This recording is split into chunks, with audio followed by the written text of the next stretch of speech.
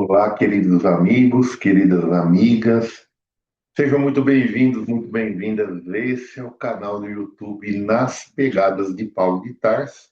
Com muita alegria, satisfação, estamos aqui mais uma vez para compartilhar os nossos estudos das escolas iniciáticas do passado.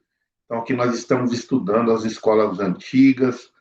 Na playlist desse canal, Nas Pegadas de Paulo de Tarso, tem os estudos do Egito Antigo, tem duas playlists lá que vai falar do Carvalho, vamos também falar da Tábua Esmeralda, temos a playlist da Índia Antiga, que estudamos o Bhagavad Gita, da China Antiga, com dois grandes sábios, Lao Tse e Confúcio, e também estudamos a Grécia Antiga com dois grandes sábios, o pré-socrático Pitágoras, que são os versos dourados de Pitágoras, e também estudamos Sócrates e Platão, através do livro de Platão, A República, bem legal, e nesse ano estamos estudando o Tibete Antigo, o livro tibetano dos mortos, o Bardo Todol. Então vamos lá já compartilhar os nossos estudos aqui que estamos fazendo.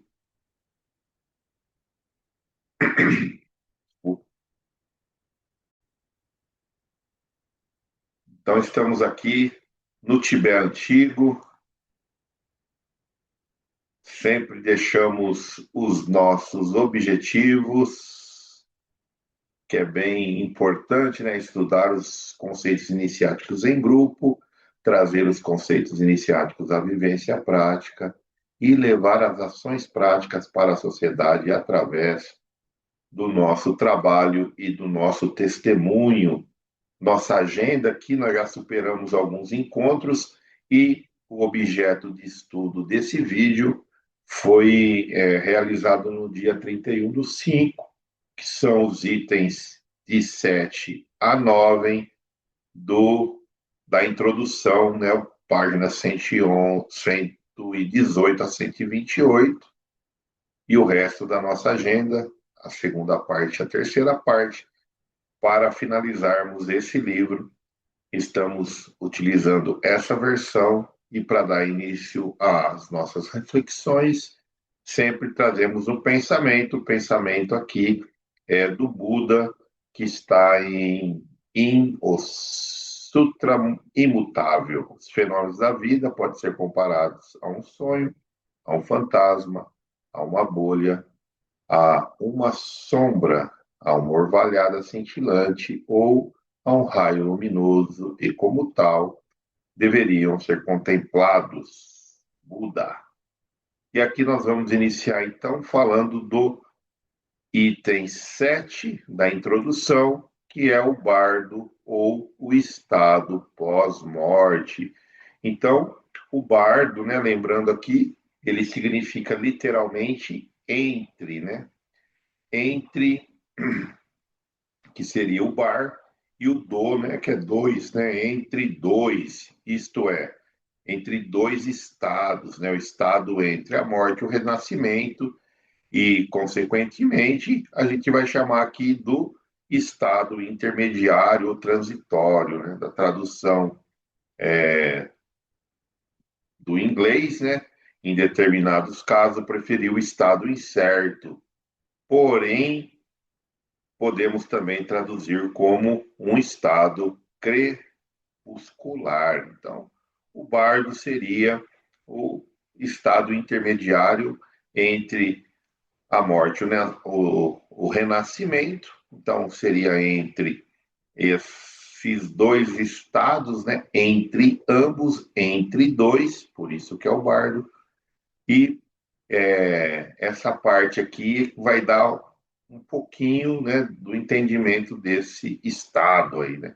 Então, a partir do momento da morte, ou por 3 dias e meio depois, ou às vezes 4 dias, o conhecedor ou o princípio da consciência, no caso do falecido ser um homem comum, acredita-se estar num estado de sono ou de transe e inconsciente. Então, para quem é homem comum aqui que eles chamam no livro, é aqueles que não são iniciados, né? Que não estudaram os princípios espirituais, que não se preparam para esse estado pós-vida ou pós-morte. E aqui o livro ele trata isso como, né, uma pessoa comum. Aqui quando fala homem, está falando sobre a raça humana, né? Homem, mulher, não importa. Então, sobre a espécie humana. Então, aqueles humanos que são comuns, que não estudaram, que não praticaram aí todos os conceitos do entendimento para a experiência pós-vida material, né, pós-morte, eles chamam aqui de pessoas comuns. Do fato de ter se, né, separado do corpo no plano humano, este período é o primeiro bardo, chamado Shikai Bardo, ou estado de transição do momento da morte. E aí surge a clara luz, inicialmente em sua pureza primitiva. O bacana aqui, a gente já citou isso, vamos citar isso várias vezes, é que na experiência e na tradição, né, do livro tibetano, né, do livro tibetano dos mortos, perdão, ou do Bardo Todol, é que a gente vai sempre iniciar essa trajetória do ponto mais alto, do ápice. Então, o primeiro estado, o Shikai Bardo, ele é o estado mais elevado nessa é, experiência do pós-morte, que é quando surge essa clara luz, né? Então, são os primeiros momentos que surge a clara luz, e para aqueles que não estão muito preparados, às vezes nem conseguem observar essa luz, né? Não consegue ver ou não consegue se identificar com essa pureza primitiva, né? A clara luz inicial, a pureza primitiva. O percipiente, sendo incapaz de reconhecê-la, acabamos de citar isso, isto é, de se manter e de permanecer no estado transcendental da mente não modificada, comitante com ela, quer dizer, inteirando-se com ela, integrado com essa luz, percebe-se karmicamente escurecida, o que constitui o seu aspecto secundário. Então vem a luz, a gente não percebe, ela vai perdendo a sua intensidade e vai escurecendo, segundo aí as tradições do pós-morte, né, desse estado aí primordial do Shikai Bardo, o primeiro bardo após, né, ter o desenlace do corpo físico. Quando o primeiro bardo termina, o conhecedor, é bem interessante, porque o livro chama de conhecedor. Quem é o conhecedor? É o espírito, é aquele que está vivenciando essa experiência do pós-morte, né? Ele é o cara que vai conhecer as coisas, né? Ele chama de conhecedor. Despertando-se para o fato de que a morte ocorreu, vivencia o segundo bardo, chamado de Shonid Bardo. Então, o primeiro bardo, Shikai Bardo, é o claro, né? A clara luz primordial, a clara luz inicial primitiva da energia primária, e depois vem o segundo estado, o Shonid Bardo, ou estado de transição da vivência ou vislumbre da realidade. Então, aqui vai ser o estado da realidade. Então, no terceiro bardo, chamado de Sitpa Bardo, ou estado de transição do renascimento ou da busca do renascimento, que termina quando o princípio de consciência, o conhecedor, adquire o renascimento no mundo humano ou em algum outro, ou em um dos reinos do paraíso. Isso aqui a gente vai estudar mais profundamente para frente, pela tradição aqui que é bem ligada, né, a tradição do Bardo Todol ao budismo e ao hinduísmo. Eles citam aqui vários aspectos de reencarnação, mundos que se podem reencarnar, e é por isso renascer, né? Eles não chamam de reencarnação, chamam de renascimento.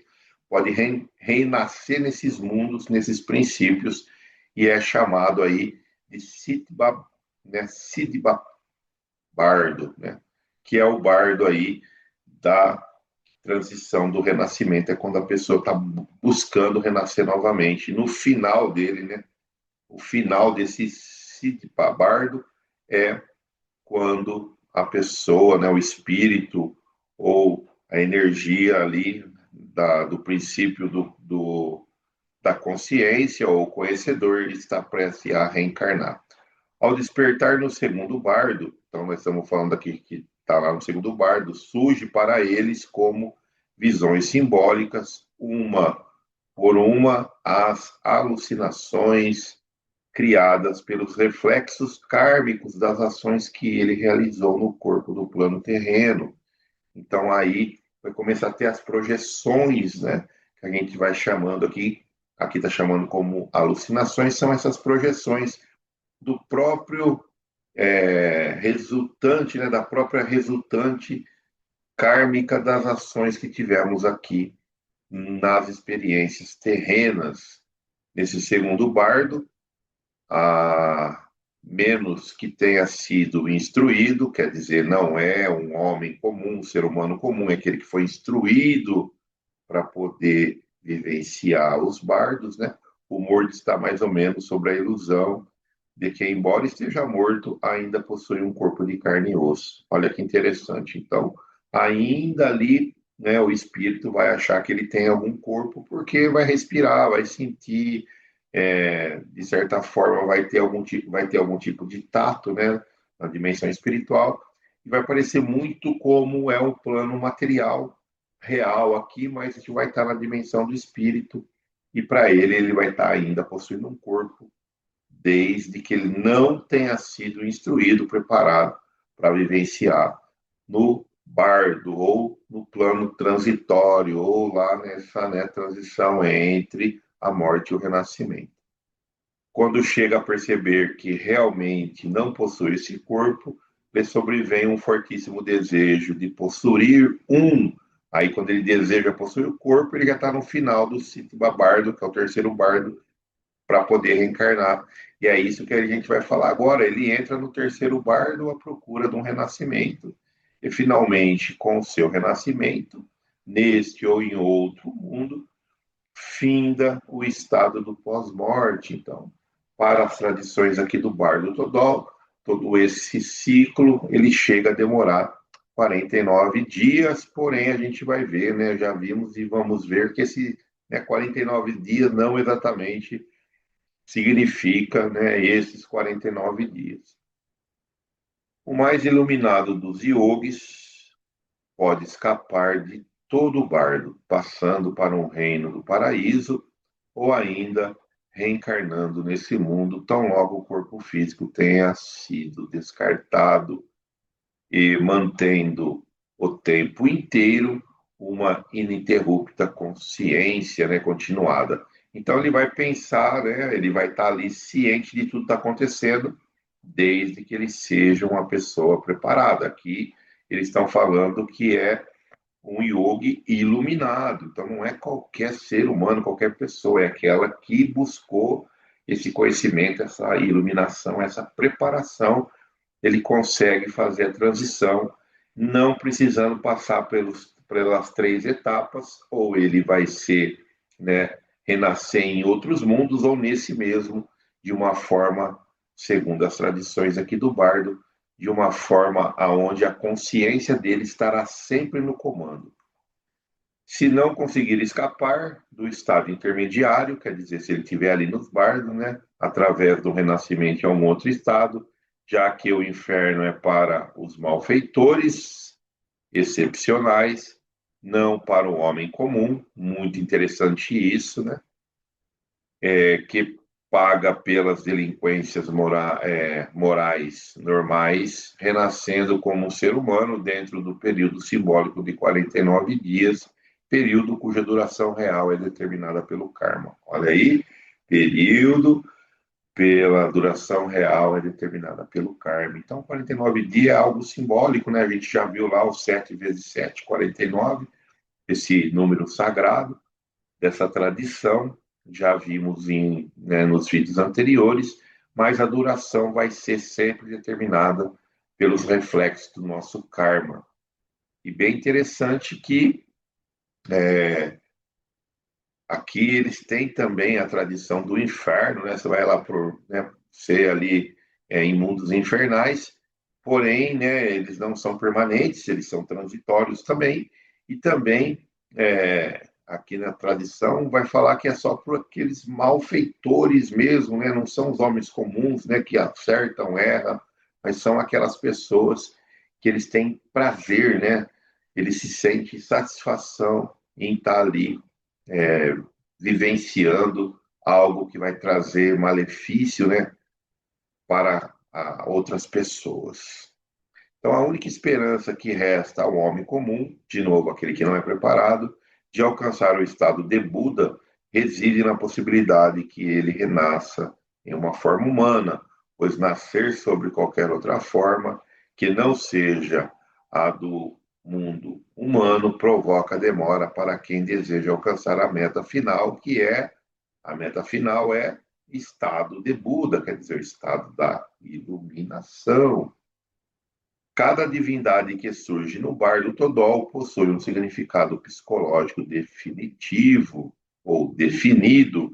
Então, esse estado definido, essas ilusões, né, as alucinações, essas projeções do reflexo do karma que vai surgindo no segundo bardo, né, ele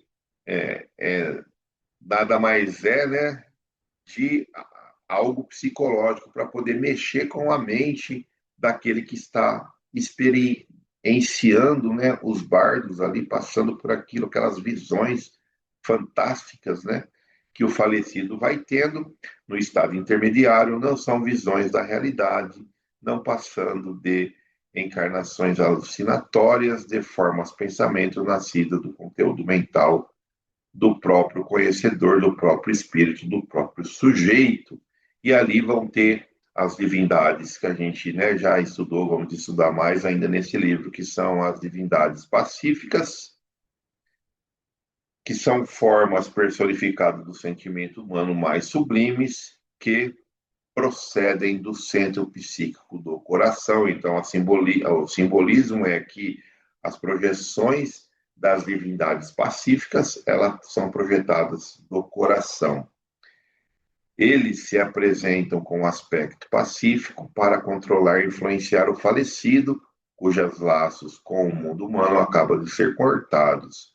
O falecido deixou parentes, amigos, trabalhos inacabados, desejos insatisfeitos e, na maioria dos casos, possui uma forte aspiração do sentido de recuperar a oportunidade perdida proporcionada pela encarnação humana para a iluminação espiritual. Então, de novo, as projeções vêm vindo e, de certa forma, ele vai aspirando, né, para poder reencarnar novamente ou renascer novamente para aproveitar, né, a oportunidade, porque às vezes perdeu a oportunidade que estava tendo agora. Então, o morto perambulará para baixo nos estados onde os impulsos do coração cedem lugar aos do cérebro. Olha que legal. Então, o impulso do coração vai fazer projeção, né? Aqui a gente vai falar simbolicamente, né? O coração simbolizando ali os sentimentos, então a projeção dos nossos sentimentos mais puros vai dar o reflexo e vai aparecer as alucinações ou as projeções, né, que não são reais, são projeções das divindades pacíficas. Então, essas divindades pacíficas elas são personificadas dos sentimentos, enquanto as divindades iradas são personificadas do raciocínio e procede do centro psíquico do cérebro. Então, ele sai do coração e vai para o cérebro, indo para o cérebro, ele vai fazer a projeção das divindades iradas, que nada mais é do que uma forma, né, da dualidade das divindades pacíficas, são as mesmas divindades, só que ela vem de um outro lado dual, e esse lado dual vai também ter um simbolismo psíquico, né, psicológico, para poder afetar ali o espírito que está vivenciando esse bardo. com os impulsos originários do coração, pode transformar-se em raciocínio do centro do cérebro. Da mesma forma, as divindades iradas nada mais são que divindades pacíficas sobre o aspecto modificado, essa parte da dualidade que eu citei agora.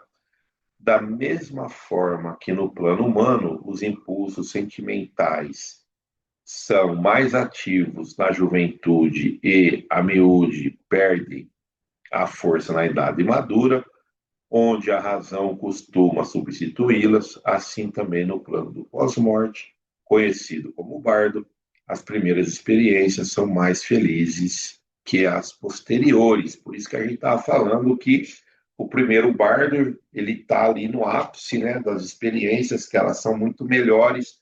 Aí depois ela vai vindo, né, indo para o segundo bardo, começa com as divindades pacíficas, proveniente das projeções dos nossos sentimentos no nosso coração, e depois vai vindo para a nossa razão, para o nosso cérebro, a gente vai ficar pensando, vai ter projeção também, e aí vem as divindades iradas. Então, as divindades principais são encarnações de forças divinas universais. Então, o Samanta Badra, o todo bondoso, personifica a realidade, a clara luz primordial do não nascido, do não formado, o Dharmakaya. Então aqui já vem a primeira, né, a primeira forma ali das divindades, o Dharmakaya, que vai estar representando o primeiro bardo, que é a clara luz primordial. Vairashona, Vairashona é o originador de todos os fenômenos, a causa de todas as causas.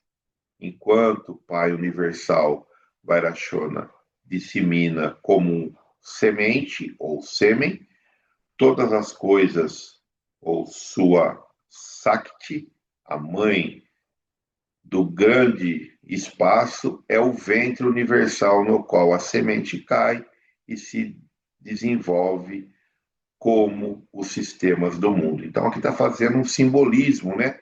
O Vairoshana seria aquele que vai dar a energia, né? Vai ali a divindade que vai dar energia inicial para a construção ou o desenvolvimento aí dos sistemas dos mundos. O Vairasattva simboliza a imutabilidade. Ratnasambhava é o embelezador, a fonte de toda a beleza do universo. Amitabha é a compaixão infinita ou o amor divino, o Christus.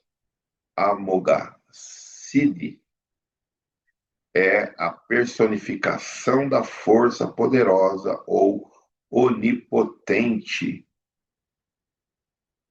É o suficiente para ti, isto é, para o falecido, saber que essas aparições são reflexos das tuas próprias formas, pensamentos. Então, todas essas divindades, todas essas energias, todas essas projeções, nada mais é do que a projeção, né, do pensamento do próprio espírito ou do próprio indivíduo, o conhecedor, aquele que está ali vivenciando o bardo. O total reconhecimento dessa psicologia pelo morto libera-o na realidade. É por essa razão que o bardo Todol, segundo o nome implica, é a grande doutrina da libertação pela audição e pela visão. Cada semente de pensamento em seu conteúdo de consciência revive karmicamente. E ele, como uma criança maravilhada, olhando as figuras que se movem projetadas numa tela, olha para elas, não ciente da não realidade disso tudo, a menos que tenha sido um adepto da yoga. Então, de novo, né, se você vai ficar ali maravilhado, não sabendo o que está acontecendo naquelas projeções, você se perde naquilo, né? Você fica ali, né, olhando, não entendendo o que está acontecendo na realidade, porque não se preparou, não é um adepto aí do yoga, não se preparou para esse estado das experiências pós-morte. Não devemos crer que todos os mortos passam no estado intermediário pelos mesmos fenômenos, do mesmo modo que nem todos os seres vivos o fazem no mundo humano ou em sonhos. Então, aqui, de novo, não existe uma regra, não é uma receita onde todos vão vivenciar a mesma coisa, cada um vai ter uma vivência por causa da projeção kármica, daquelas escolhas, da sua preparação. Então, tudo depende de como nós estaremos, né, psiquicamente, sentimentalmente preparados para essa vivência do pós-morte. O homem crê naquilo que se ensina a ele. Olha que legal. Os pensamentos, sendo coisas, podem ser plantados como sementes na mente da criança e dominar por completo o seu conteúdo mental. Então, aquele negócio, né? A gente é criado de uma forma aqui no Ocidente, todos nós temos aqueles pensamentos e isso, né, vai fazendo reflexo da nossa vida. Então, a gente tem que estar bem aberto, né? E para um budista, de alguma outra escola, como para um hindu, um muçulmano ou um cristão, as experiências do bardo seriam, em cada caso, diferentes. As formas pensamentos do budista ou do hinduísta, do hindu. Por quê? Porque a projeção vai ser outra. Se eu tenho uma crença, né, numa experiência, eu vou ver algo diferente. Então, como no estado de sonho, dariam lugar às visões correspondentes às divindades do panteão budista e hinduísta.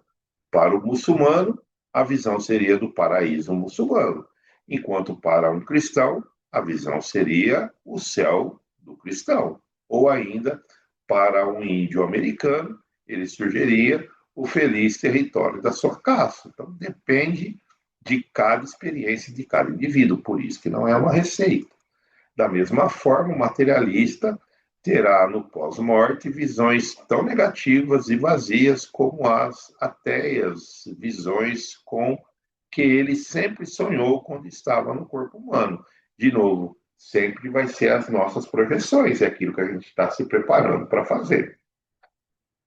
A Bíblia dos cristãos, como o Corão dos muçulmanos, nunca parece considerar que as experiências espirituais, em forma de visões alucinatórias de profetas ou devotos, registradas nesses dois livros, podem, em última análise, não ser reais. Então, elas podem ser projeções desses próprias pessoas, né, que colocaram nesses livros.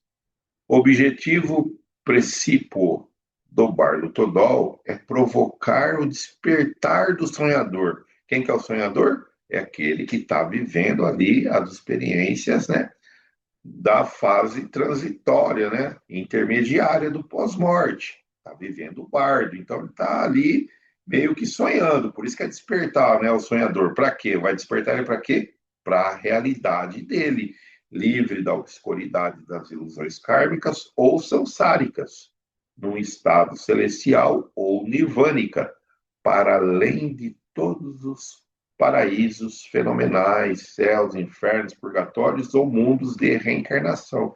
Então, a ideia aqui é que quem está ali, né, passando pelo bar do Todol, está estudando, qual que é a finalidade, qual que é o objetivo? É a gente se despertar, né, para a realidade, não ficar preso em qualquer realidade. É sair desses mundos transitórios de renascimento e morte, de morte e renascimento, conhecido como samsara, né?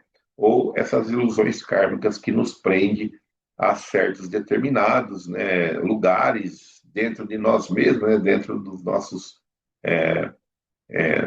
das nossas projeções, que a gente chama de céu, de inferno, purgatório, não importa.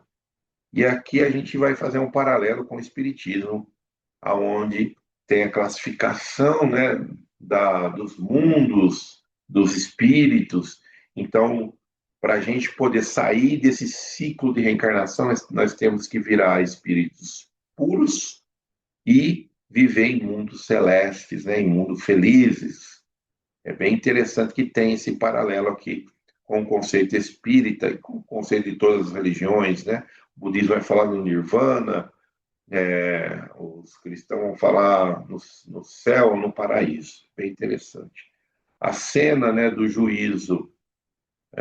Deixa eu voltar aqui. Eu acho que a gente terminou, né, de certa forma, aqui o item 7, que estava falando da psicologia das visões do bardo, e vamos entrar aqui já aliás, o oitavo, né, nós terminamos, e agora vamos entrar aqui no item 9, que vai falar do juízo. Então, aqui é bem interessante, né, a ideia do juízo, que é uma cena, né, do juízo ou juízo final, tal como está descrita no nosso texto, é muito parecida com o que encontramos no livro Egípcio dos Mortos, em suas partes essenciais, a ponto de nos sugerir uma origem comum, até hoje desconhecida, a qual já fizemos referência. Então, aqui o livro ele vem trazendo, né, a ideia do juízo, ali vai ter lá, né, uma mandala, uma pintura, né, que o livro traz, né, vai falar desse juízo. E o interessante é que quando vai falar desse juízo, ele é muito parecido com os preceitos egípcios, né? Então, na visão tibetana, o Dharma Raja, o rei dos mortos, comumente conhecido pelos Theravadistas como Yama Raja, o Plutão budista e hindu, como um juiz dos mortos correspondente a Osíris na versão egípcia. Então, Osíris é, né, aquela versão, aquele deus, né, que tinha ali uma relação com Ísis, e aí ele foi traído pelo outro deus, que foi morto, né, que foi Osíris, ele foi morto e foi esquartejado, esparramado pelo Egito, e aí Ísis vai lá e procura, né, e acha todas as partes de Osíris e traz ele para a vida, é por isso que ele é considerado aí, né, na visão egípcia, o rei, né, ou deus, né, dos mortos, e aqui, para a tradição, né, theravadista, seria o Yama-Raja. Então, ambas as versões encontradas, a pesagem simbólica diante do Dharma-Raja, são colocadas nos lados esquerdos e direitos da balança, seixos pretos e brancos simbólicos das más e boas ações. Então, olha como que é parecido lá no livro, né? No livro Egípcio dos Mortos, diante de Osíris, vai ter a pesagem do coração. Então, tem uma tela lá pintada também, no papiro, nas paredes lá dos templos, falando dessa pesagem do coração. Então, coloca também na balança o coração e a pluma, em lugar da pluma, uma imagem da deusa da verdade, que ela simboliza, tem seus pesos comparados, né? O coração corresponde à conduta e à consciência do morto, e a pluma à retidão da verdade. Então, o coração tem que ser mais leve do que a pena, do que a pluma, ali para os egípcios, e aqui na versão, né, tibetana e hinduísta, vai ter também a pesagem, né, simbólica dos seixos, né, pretos, que são as más ações, e brancos, que são as boas ações, e elas serão pesadas, né? A cena egípcia do juízo é o tote, né, que é aquele cabeça de ibis ou de macaco, às vezes, né, mas a maioria das vezes Tote está representado como cabeça de ibis, mas também tem representação de Tote com, né, corpo humano, cabeça de macaco, que é menos frequente do que com a cabeça de ibis, que é o deus da sabedoria, que a gente já estudou, né? Geralmente, lá quando nós estudamos o Egito Antigo, lá no primeiro módulo, que tem aqui as playlists no nosso canal, nós vimos que Hermes Trismegisto ele é interligado, né, com essa ideia do Tote, né? Então, para para algumas pessoas, Hermes Trismegisto é a figura desse deus Tote aí, cabeça de Ibis, e em algumas representações, cabeça de macaco. E é ele que vai supervisionar a pesagem, né? Na cena do juízo tibetano, quem faz essa supervisão é o Singe, que também tem cabeça de macaco. Olha só, na versão egípcia vai ter uma criatura monstruosa que fica esperando ali quem está sendo pesado, porque se ele for condenado, essa criatura, né, que ele é uma mistura de vários animais, tem cabeça de crocodilo, corpo não sei do que, lá são vários animais que dá essa forma dessa criatura, né? Ele vai ali esperar para ser, para devorar ali o espírito, se ele não passar aí dessa pesagem lá do coração e da pena. E para a versão tibetana, vai ter os demônios, né, que fica ali esperando também a pessoa para ser conduzido aos mundos infernais de purgação. Então tem esse paralelo entre essas duas tradições egípcias e tibetanas.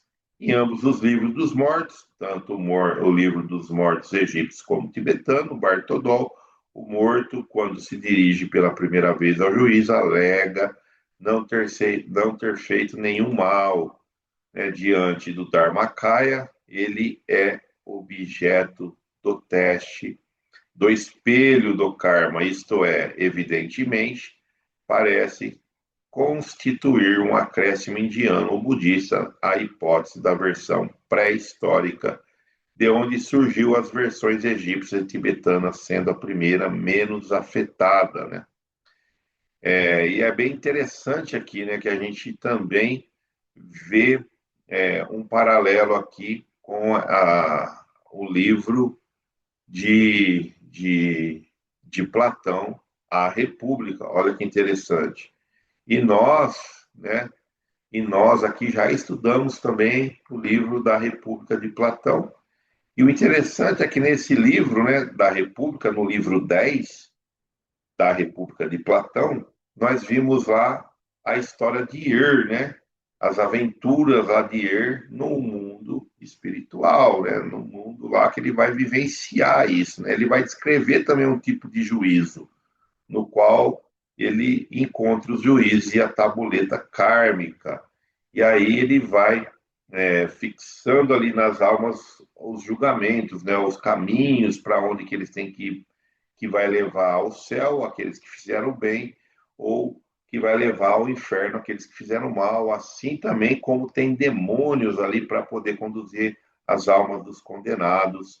E ele é meio como está aqui no Bardo Todol, né? Ele tem a mesma ideia, então ele corrobora aqui, né, o capítulo 10 ou o livro 10 do livro A República de Platão, que nós estudamos aqui, tem na playlist esse estudo aí, especificamente, né, o livro 10, e vai falar esse estudo das experiências de Ir aí no mundo espiritual. É bem legal, vai ter uma similaridade. E nós vamos falar um pouquinho mais para frente também, no estudo aqui do Bardo Todol, as relações que eles vão fazendo, né? A gente vai ver aqui na introdução, ainda nessa parte introdutória do livro, essa relação com o livro A República de Platão. Então, o juízo é imposto, em cada caso, pelo imparcial Singe Xiaojiao, ou o rei religioso dos mortos, o Dharma Raja, uma forma de Maia, deus hindu dos mortos, que tem às mãos um espelho no qual está sempre refletindo a alma desnuda, quer dizer, não consegue enganar, né? O espelho vai refletir realmente o seu sentimento, o que você é, enquanto que o céu criado cinge, pesa na balança os atos bons e maus, os primeiros representados pelos seixos brancos e os segundos pelos negros. A gente já comentou isso, né? Como um homem de clara visão, sentado entre duas casas, cada qual. Isso aqui é a ideia de Buda, né? Então, quando Buda está na sua, na sua estada no mosteiro, em Jetavana, ele vai dirigir aos monges, aqueles que estão ali à sua volta, né? E vai propor aí a ideia desse estado do pós-morte, né? E da existência. Então ele vai fazer um paralelo. E aqui são mais ou menos esses ensinamentos de Buda, né? Ele vai falar que o homem está, né, sentado com visão entre duas casas, no qual tem 6 portas, ele observa todas as que entram e as que saem. Uma das casas simboliza o bardo, outra simboliza, né, a existência desencarnada. A outra vai simbolizar a existência encarnada e as 12 portas, as 6 entradas e as 6 saídas, seria como os mundos, né, os loucas. Então ali ele vai fazer a ideia simbólica, né? 2 casas, 3 portas cada uma você está entrando, né? Fazendo essa analogia, você está entrando nessa casa em 3 portas, você está vindo para a vida existencial, a vida material, e a outra você está vivendo ali na, na transição, né? No bardo, no estado de existência desencarnado. Estado de existência encarnado, estado de existência desencarnado. Então, os primeiros mensageiros é simbolizado por um bebê recém-nascido, deitado de costa, e a mensagem é que tanto para este quanto para todas as criaturas vivas, a velhice e a morte são inevitáveis. Então, isso aí Buda vai descrevendo, né, como um malfeitor é levado diante do rei da morte e questionado sobre os 5 mensageiros, né, da morte. Então, esse primeiro mensageiro, ele vai, né, ter simboliza assim, simbolicamente, né, ali como um bebê recém-nascido. Então, é Buda descrevendo, ó, o cara está sendo julgado ali no estado do pós-morte e ele vai ser levado para esses 5 mensageiros da morte. O primeiro mensageiro simboliza o bebê, que vai falar que, cara, isso aí, né, você vai crescer, vai envelhecer e a morte são inevitáveis. O segundo mensageiro tem a aparência de uma pessoa idosa, de 80 anos, 90 ou 100 anos, né, de idade, decrépita, curvada como um teto arcado, sustentada por uma bengala, tremendo à medida que ainda pateticamente miserável, como toda a sua juventude esvaída, dentes quebrados, cabelos grisalhos e já quase calvo, além da testa enrugada. Seu significado é que o bebê cresce, amadurece e definha para tornar-se vítima da morte. Terceiro mensageiro é uma pessoa comedida por doença, voltada em suas chagas, incapaz de levantar-se ou deitar-se sem a ajuda de um atendente. Ela traz a mensagem da doença, que é também inevitável como a morte. O quarto mensageiro, estou falando de 5, né? É um ladrão sendo submetido a uma terrível punição. Isso significa que as punições que possam ser desferidas nesse mundo contra os malfeitores não são nada se comparado às punições que o karma inflige após a morte. E o quinto mensageiro, para enfatizar a mesma mensagem da morte, é da perecibilidade do corpo. É um cadáver incolor e petrefato. Então, é como se fosse ali um esqueleto, né, um cadáver já. Aqueles que, avisados por mensageiros celestes, permanecem indiferente à religião, sofrem longamente renascimento numa condição inferior. Agora, aqueles que estão mais ligados às virtudes, né, avisados por esses mensageiros celestes nesse mundo, não negligenciam em processar as doutrinas sagradas, vendo o perigo do apego, que é a causa do renascimento e da morte, eles extinguiram nessa vida as misérias da existência, chegando a uma condição livre do medo, feliz e livre das paixões e de pecados. Então é bem interessante aqui para a gente terminar o juízo, né? É quando a gente não negligencia, né, o que a gente precisa aprender aqui, as coisas sagradas, ter o desapego das coisas, porque é o apego que vai fazer e causar tanto o meu nascimento como a morte. Olha que interessante. Por quê? Porque eles são a mesma coisa, né? Eles estão na mesma linha. Eu nasci, eu vou morrer. Aí eu saio do estado da morte, entro no bardo, nasço de novo, vou morrer.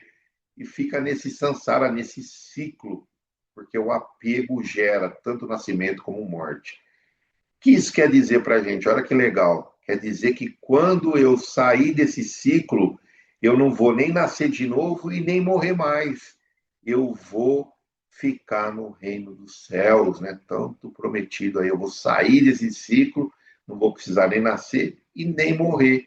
E vou ficar nesse ciclo já sendo, segundo a doutrina espírita, né, os conceitos espíritas, estarei ali como um espírito puro, já vivenciando nos mundos celestes, né, onde não preciso nem nascer e nem morrer. Vou ter a vida eterna. Nas tradições da Bíblia hebraica, isso significa ressurreição. Não preciso nascer mais, eu vou ressurgir e nunca mais vou precisar nem nascer e nem morrer. Bem legal e bem alinhado aos preceitos, né? Basta a gente se aprofundar nos estudos que a gente vai ver que tem esse alinhamento. Então, tirando os tópicos que eu sempre gosto de tirar aqui para a gente poder refletir, né? Quem é o juízo de nós mesmos e ações para termos o coração leve, né? Falando da pesagem do coração, né? Dos nossos sentimentos, ou dos seixos, né? Preto e brancos, ou do coração e da pena, essa simbologia tanto egípcia como tibetana. E aí nós vamos aqui para os Salmos, né? Então, ali a ideia hebraica, né? Salmo 24, verso 4. Aquele que tem as mãos limpas e o coração puro, não se entrega à mentira, nem age com falsidade. Então, eu vou tendo aí a pureza do meu coração para ser leve, né? Para eu fugir disso. Já na parte cristã, na segunda epístola a Timóteo, capítulo 2, verso 22, foge igualmente das paixões malignas da juventude e segue a justiça, a fé, o amor e a paz em comunhão com os que invocam o Senhor de coração puro, leve, né? Muito bom. E no Espiritismo, também pegamos aqui no livro chamado Jesus no Lar, capítulo 4, a lição da semente, e um trechinho desse capítulo, né, que tem o título A Lição da Semente. Nem sempre é possível trazer o coração puro e limpo, como seria de desejar, porque há espinhos, lamaçais e serpentes que nos rodeiam, mas que a gente possa, né, ir trazendo cada vez mais o nosso coração puro, nos esforçando para purificar ou buscar a autorredenção dos nossos sentimentos e do nosso pensamento. O exercício prático que fizemos ali para compartilhar durante o estudo, de que maneira o Bardo Todol nos convida a repensar a relação entre as tradições espirituais e as experiências diretas. Então, lá nós acabamos, né, comentando um pouquinho sobre isso. E para o nosso próximo estudo, nosso próximo vídeo, nós vamos falar sobre o item 10 da introdução, páginas 128 a 147, do livro em questão aqui, o livro Tibetano dos Mortos, né, de Evans Wentz. Enquanto a gente estuda esse item 10 na introdução, nós vamos também fazer um exercício prático aqui de reflexão, como esse ensinamento pode transformar nossa forma de lidar com o medo, a impermanência e o apego. É isso, pessoal. Foi bem extenso aqui, bem denso o nosso estudo de hoje, mas agradeço demais aqui a participação de todos, as vibrações poderosas, amigáveis, fraternais, por esse estudo, por esse projeto de estudos iniciáticos das escolas iniciáticas do passado. Queremos tentar trazer essas ideias espiritualistas, né, Não quer dizer que isso vai ser aplicado aqui para a gente na íntegra, mas a gente vai absorvendo, né? Só ali a parte superficial, mas isso faz com que a gente reflita um pouco das coisas espirituais e fiquemos também nos preparando, né, por algo que virá, que é permanente, que é eterno, que é a nossa vida no mundo espiritual, ou no reino dos céus, ou o nome que a gente quiser dar. Então, muito obrigado pela atenção de todos, pela participação, pelas vibrações, pelo carinho. Um grande beijo e que Jesus possa abençoar os nossos esforços e que todos nós possamos ficar na paz do Senhor bendito. Muito obrigado a todos. Até o próximo vídeo, pessoal. Tchau, tchau.